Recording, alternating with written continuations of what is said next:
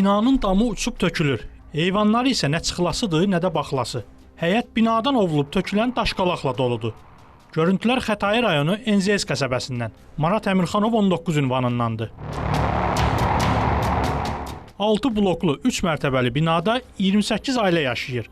Sakinlər iddia edirlər ki, binanın damını illər öncə dəfələrlə öz vəsaitləri hesabına təmir ediblər. İndi isə həm dam uçub tökülür, həm də eyvanlar. Elə baxanda görünür ki, bütün hamısı yuxarıdan qəzalı vəziyyətdədir, tökülür. Şeylərdə tökülür, bloklarda çox pis vəziyyətdədir. Balkonlar da gördüyünüz kimi hamısı tökülür. Həyətdə maşınlar deyək eyb yox, amma canlı uşaqlar bax görürsünüz ki, uşaqlar oynayırlar. Tökülür, uşaqların başına tökülsə nə olacaq? Ancaq öləndən sonra biz narahat oluruq. Biz bir dəfə yazı vermişik icra hakimiyyətinə. Cavab yoxdur. Yazıb bütün qonşular yazmışıq, vermişik ki, bu vəziyyətdədir də. Təxminən nə qədər sakini var bu bina? 28 ailədir.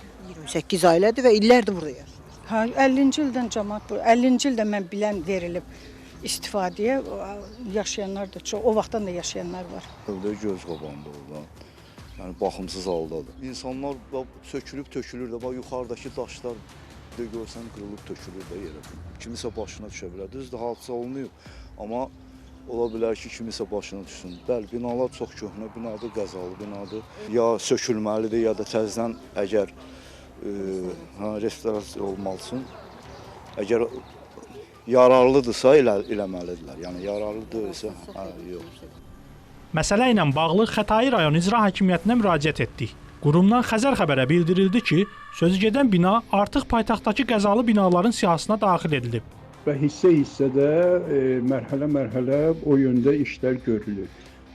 Həmin o Marat Əmirxanov 19 həmin binada elə binaların sırasındadır.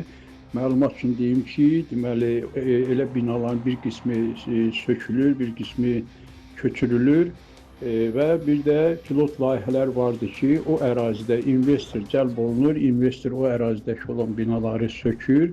Buna görə də sakinlərimiz, yəni rayon ərazisində deyim 100-dən artıq belə 110 təxminən belə bir bina vardı ki, onların bir qismində bir neçə ünvanda artıq bu işlərə başlanıbdır, həyata keçirilir. Qeyd olunan ünvandakı qəzalı bina ilə bağlı da müvafiq qərar veriləcək.